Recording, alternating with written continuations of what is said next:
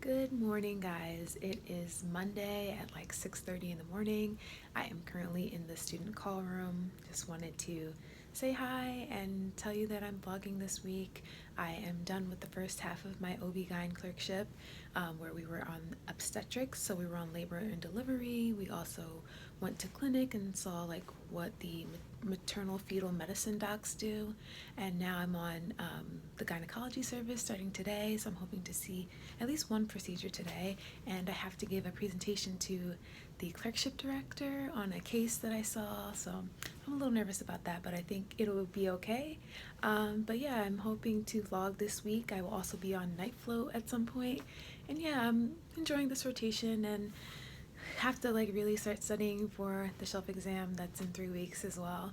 But yeah, I hope that I can show you guys some stuff.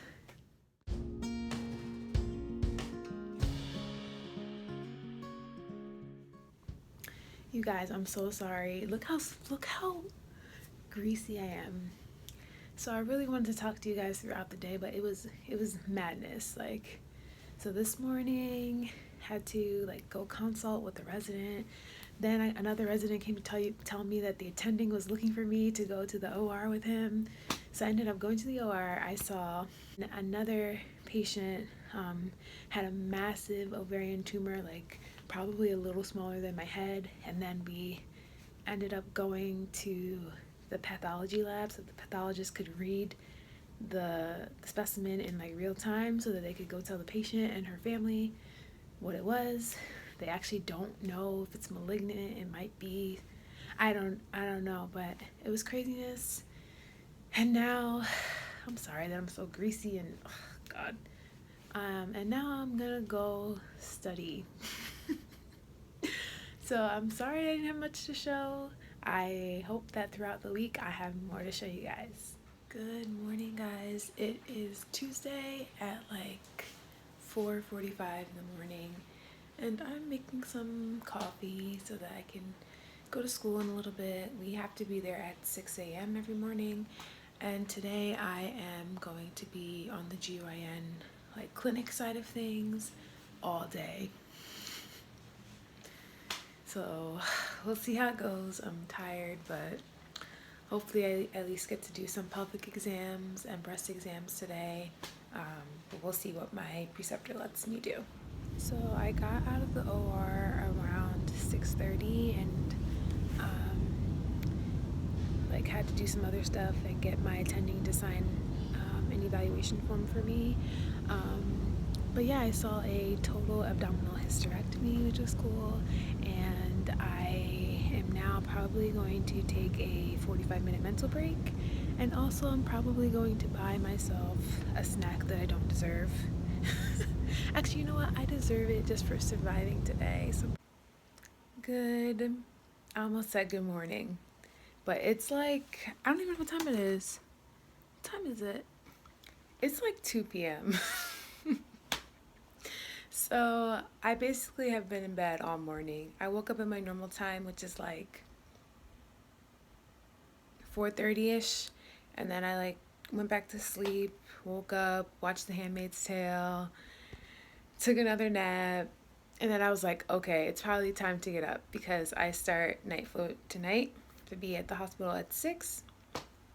But now I'm like, I feel like I messed myself up even more than like just like staying up because I feel like so sluggish. But I am going to eat some lunch and then I'm going to try to study a little bit before I go into the hospital.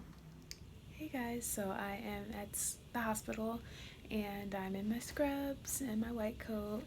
It's like almost 7 o'clock. Somebody deliver. Like right now there's only 2 patients here, but maybe I'll try to record like some more if possible, or at least give you guys an update as the night goes on. So I get off tomorrow morning at 6 a.m.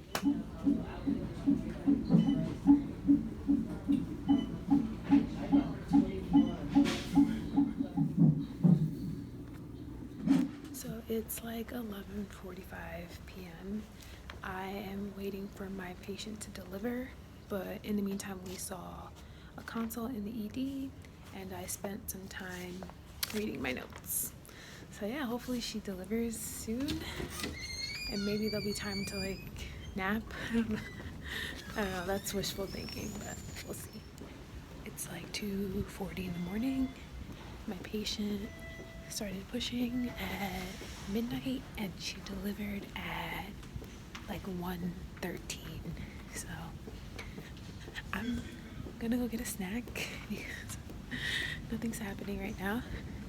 I've been doing some Anki cards, reading over my notes. I'm gonna try and do some URL questions so that when I go home I can hopefully go straight to sleep. Guys, I'm sorry that I suck so much and didn't I've been in bed, didn't record anything, went to Dunkin', barely did any studying. I don't know about this night shift life. I don't know about it. Okay, hey guys, so I am currently on labor and delivery because it's still night float, and I am just doing some URL questions. I have a patient right now who's currently in labor, and we're just waiting to see when she's gonna push the baby out. So yeah, I'm gonna try to do some questions like in between everything, and I think we just ordered some dinner, so I'm gonna eat with the residents and my attending and just see how the night progresses. Okay, so I'm gonna try to record this before my attending comes back in. So I just left the OR with my attending, the resident, and my classmate, and we saw a dilation and curettage, or DNC, for a patient with septic abortion. So the fetus, passed away and was causing it, and there was an infection, so it had to come out. So on one hand, as a student, it's very interesting to see this procedure. On the other hand, it is, always an upsetting or sad thing when someone loses a child, especially if the child was a desired pregnancy. So it just, it's kind of like these two trains of thought that you have to go through as a student.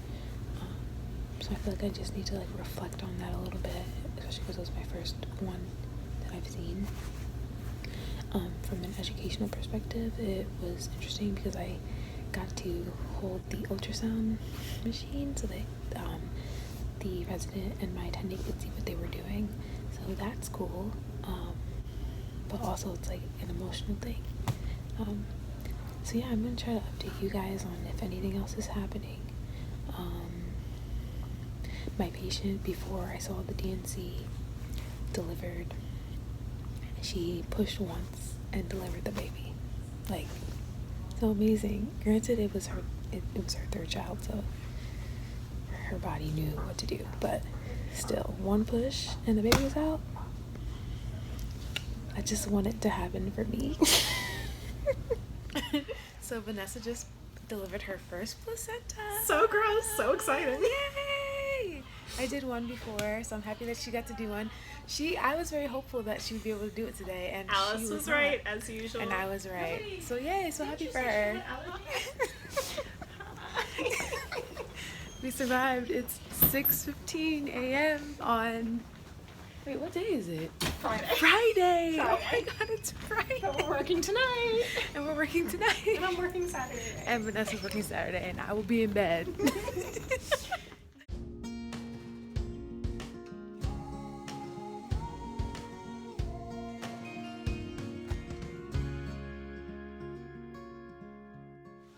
So, we got to see a C-section. I'm gonna keep eating. And Vanessa's gonna keep eating. Our patient unfortunately had to get a C-section, but for learning purposes, it was good for us to see. So I think our attending was saying that ideally you want to get the baby out within 1 minute, but I think we were like, what, 1 minute 30 seconds? 3 minutes. Oh, we were 3 minutes? Okay, so we were 3 minutes, but baby got out, baby's healthy, mom is in recovery, and yeah, it's 12:30 in the morning, and we have 6 more hours to go. Some more console! Hey guys, so it's like 5:35 in the morning on Saturday. It is the end of my night flow. I had 3 nights of it. I hope that you guys like this video. This was like a interesting week because I started the GYN portion and then I did night float on L&D. We had a crazy, interesting few days. Today we had one C-section that I got to help assist on, and then we had a whole bunch of consults in the emergency department. So I am just looking forward to getting into my bed. Yeah, I hope that you guys found this interesting a little bit. Like, the day-to-day is pretty much the same, but I like learning new things and learning more about this specialty. I hope to do another video before or during my next rotation. Sorry, there's some noise. Okay, so I wanted to come back and tell you guys like some important things you should know for OB-GYN. You want to make sure that you learn about fetal heart tracings. Fetal heart tracings and using the mnemonic VEAL CHOP. I'll try to put it like here, VEAL CHOP, because you'll get pimped on that like quite a bit, and that's how we, monitor how baby's doing. You also want to make sure that you try to take a thorough history as you would with every patient, but with OB patients, like, you're really concerned about mom and baby, so just make sure you keep that like in your mind. Another thing is like getting used to being in the OR. Like, I'm still messing up in there and getting yelled at or being corrected, so like you want to always make sure you introduce yourself to the nurses and the techs that are going to be in there. Even if they don't seem so friendly, they can make or break like your experience in the OR. So I always try to introduce myself. I say, I'm going to be scrubbing into this case. Can I get my gloves and bring them to you, my gloves and my gown?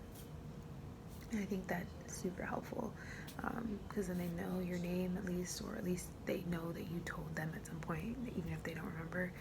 And yeah, I think if there's anything else, I'll probably just like add another clip of me telling you what's important. Okay, hi guys. So I was supposed to end the vlog like when I was done with night float, but today I had reproductive endocrinology and infertility clinic.